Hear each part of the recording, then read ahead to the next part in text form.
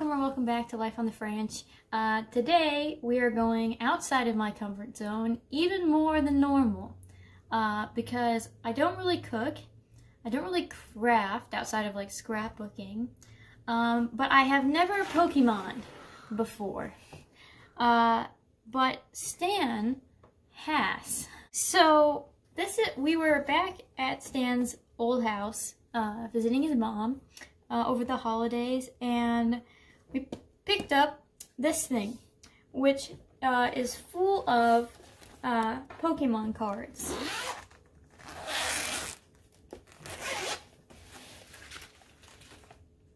Ta-da! Full of them. So today we're going to try and sort out ones. We don't really need these anymore. Would you agree? Yeah, definitely. And it's popular right now, so we thought it could be fun to see if there's anything valuable in there. Mm-hmm. I know that these cards have been through a lot. Not these ones in particular, but I used to trade them a lot with friends, and they didn't treat them very well. There was a time where I made a wall of Pokemon cards in my bedroom just by taping them together. Mm-hmm. So those are all gone. And then I also made my graduation hat out of Pokemon cards, but like cutting them up. And these are the surviving remnants. These are the surviving remnants. So a lot of like the popular cards are probably gone. I never had a Charizard, and that's the one that's like the big ticket item. I never had the big three, but I don't know, maybe there's something in here that could be interesting for somebody. If you see something that you like, let us know. To me, I mean, like, you don't think the top ones dinosaur. Are... You don't think that's pretty? What do you think that one is?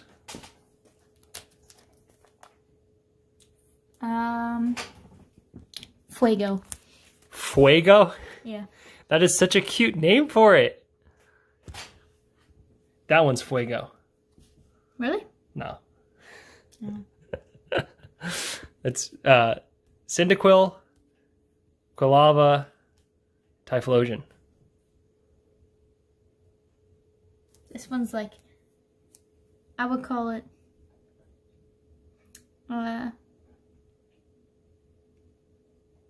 Cudant Flame. Cudant Flame? Cudant Flame.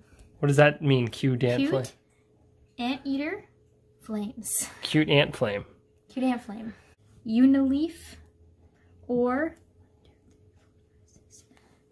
Septicorn. You were actually pretty close with Unileaf. It's called Bayleaf. Pokemon's historic for its very lazy pun names. What is this one? Cyndaquil. What for what? Cinder and Quill. What is the quill part of this? Like it's got quills on its back. I think it's supposed to be more like some sort of hedgehog. Have they seen what a hedgehog looks like? That is not a hedgehog. Absolute malarkey. These are a bunch of promo cards that they gave out with like the movies and stuff. Oh, they were in the movie. Why does that one have more HP than this one? There's the trading card, the game component, and then the trading component. And some cards are valued more based off of which set they were released with, but they would be based off of the mechanics of the set. There you might have different attacks or different HP. Oh, this is gonna be a long night. Alright, so what do I do to look for valuable potential cards? Alright, I found a guide, and this is what it tells people to look for. I'm going to try and describe this. On the picture of the Pokemon card, there is like a rim around it. And you can see there's like a little bit of a shadow. If there's no shadow, it's worth more. Okay. So that's one thing you want to look for.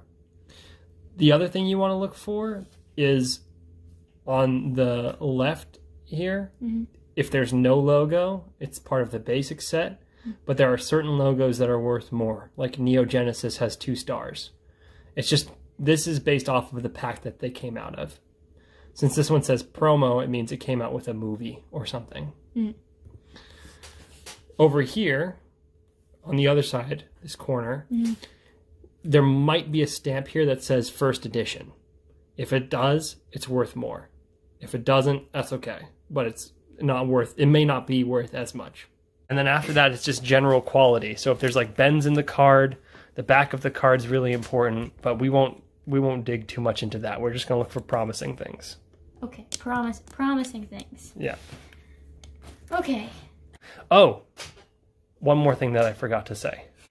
The last thing that I think is the most important, but I glazed over because it's kind of straightforward, is that on the bottom corner here, no, wait, no, not on these. Here is a logo, like a little star. The star means that it was a rare card when it was sold. So there's fewer of them in existence. Then a diamond means it's uncommon, and a circle means it's common. So you want stars? Stars are good. Holographic is also good, but holographic is harder to keep preserved. How are we identifying the cards that are special? We could separate them. I don't know if I trust this binder very well. And if we want to ship them, they might as well be individually packed. So I could get some sleeves from the other card set that we have, and then we could put the cards that we think are promising into the new sleeves. Okay.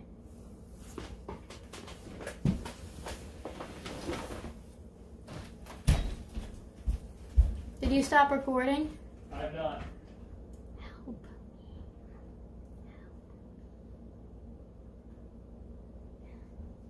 Basically, all of these are holographic on this page. Yeah, I know. I used to collect the holographics. Yeah, and these are all stars on the bottom.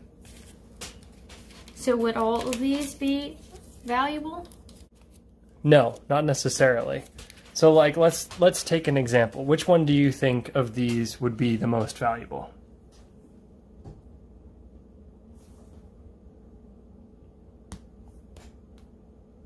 Why is that? Their first edition. Okay, so let's look up. Kabutops first edition. And it's in the fossil set. That one is going for... Ooh, rated as a PSA 8.5. Somebody on eBay is trying to sell it for $600. Oh, so I was right. That one's pretty good. So should we sort these in order of price? Value? Alright, so do I take them out? Yeah, you can. Just be careful. So much pressure.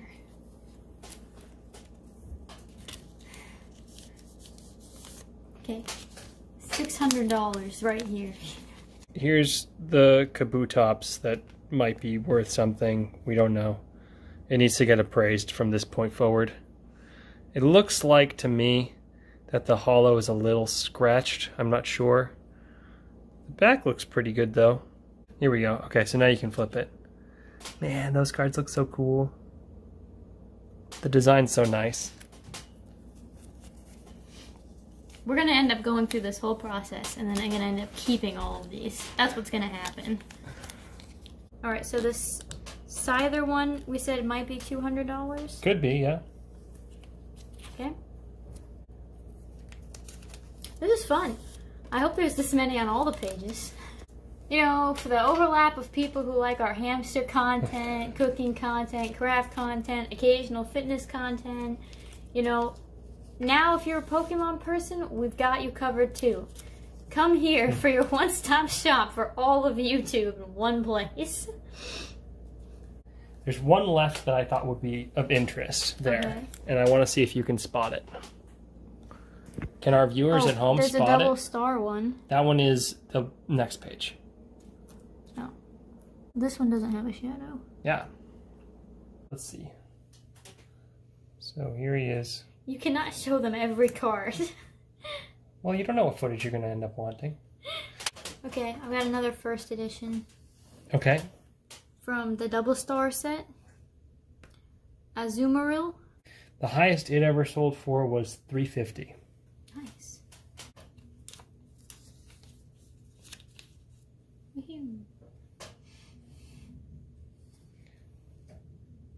Wouldn't it be great if we just could pay for our winning in Pokemon cards?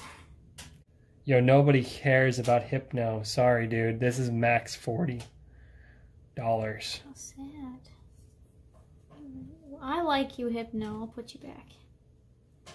Vaporeon? Didn't we already have a Vaporeon? The one over there. Oh, and it's good too? I guess I had two. See, look at these guys. Did we say something about Kangaskhan? Did we decide? Kangaskhan? We said a maybe. Okay, we do have two of them. I have two Kangaskhan's? Yep. That was nuts. Here's Aerodactyl. Simple, non-hollow. But somebody here has a Lass. First edition, base set, PSA 10, 1999. Shadowless Trainer Lass for $10,000. Well, we don't have that.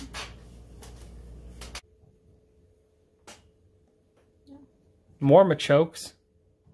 I think that's kind of funny to those who know the lore that you've got a Dark Machoke from the Rocket set, but then you've got a Giovanni's Machoke, and he runs Team Rocket, but his is his, and it's not dark. Ha ha ha ha ha ha. Glad someone gets me.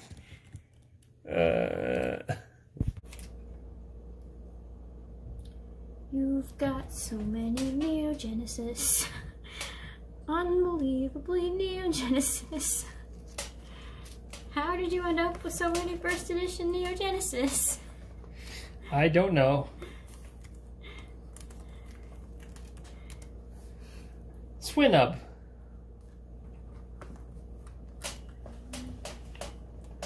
I think we're going a little hard right now. I don't think we need all of these. Like, look at this. I guess you guys don't see on camera how much she wants me to look up right now, and she's going to go ahead and throw out another.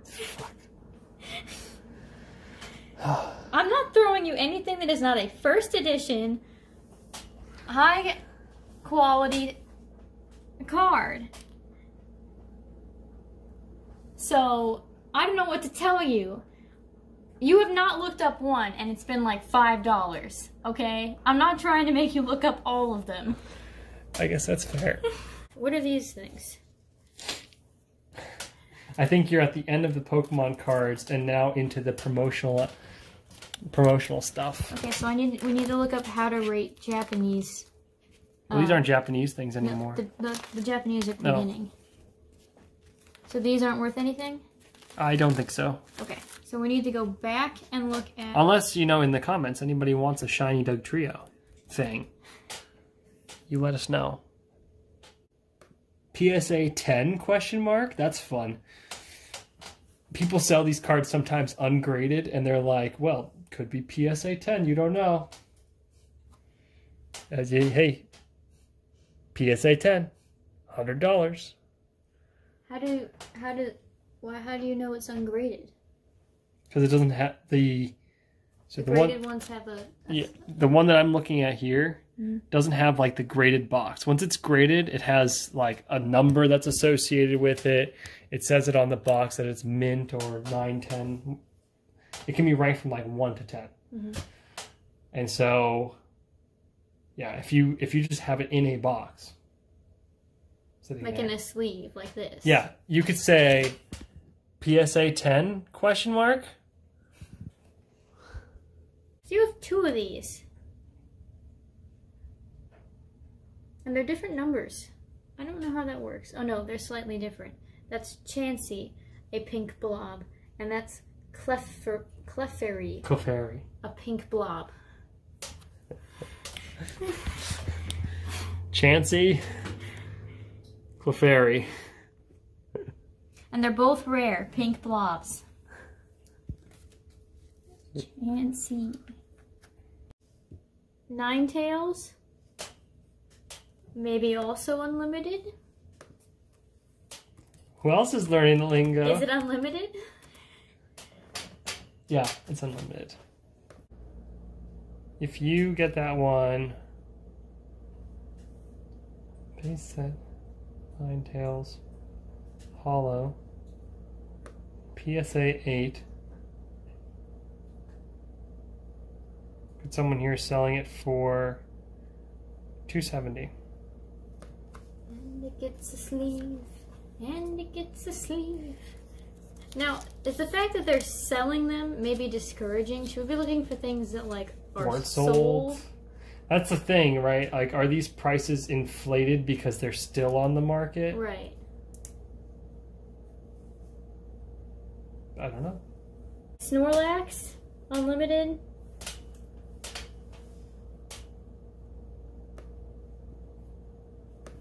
Is that one in good condition? Snorlax? Yeah.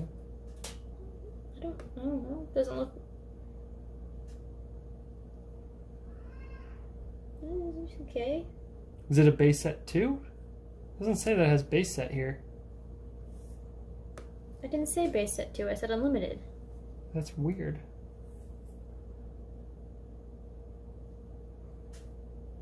It's not showing up here. I'm confused. Snorlax can't become asleep, confused, paralyzed, or poisoned.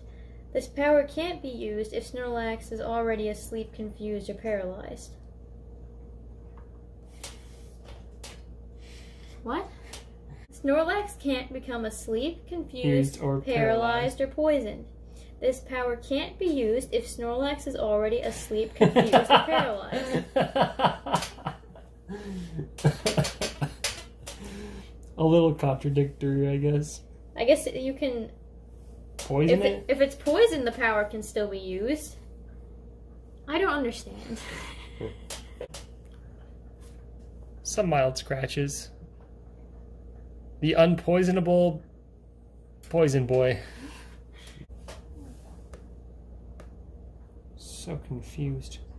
Okay, what are we looking at? Japanese cards. I didn't figure out anything. Maybe we just leave them untouched? I just leave them alone then?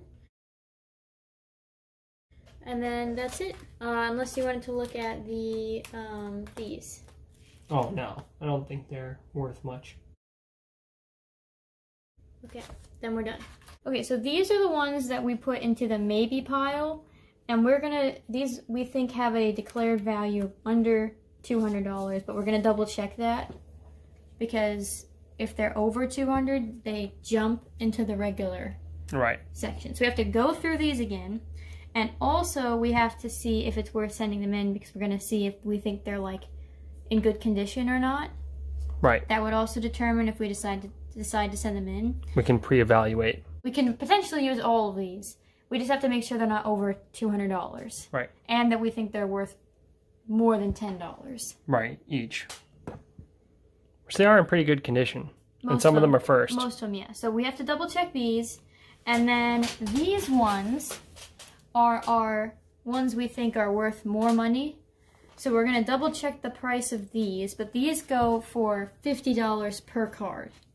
So yeah, we want to make sure that it's worth sending these in. Right. Because it's going to cost a lot of money, like, on the front end. And then we have to hope we get it back. Right. By selling them.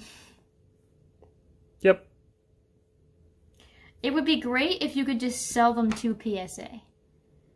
Like, oh yeah, here, take this and... Take these, you know. Tell us what it's worth if we sold them, you know, in the real world, and then offer us less than that, and then we would take that option. Right. But alas, here we are, the Facebook marketplace of Pokemon cards. The other thing, the other reason why I want to relook up the prices is I want to know like maximum what we could get out of the cards that we're gonna send out. And then set a realistic goal for what I think we'd actually make. Got you. Like, the most it's worth, then how much it costs to grade them, subtract that, and then less than that, because they're not going to all be mint, obviously, condition. Most of them won't be. So then we have to set a realistic goal for what we think the profit margin would be, and then determine if we're doing it or not. Right. We're going to have to make an Excel spreadsheet. Yeah. We won't make you watch that, but we'll tell you what the results are. Great.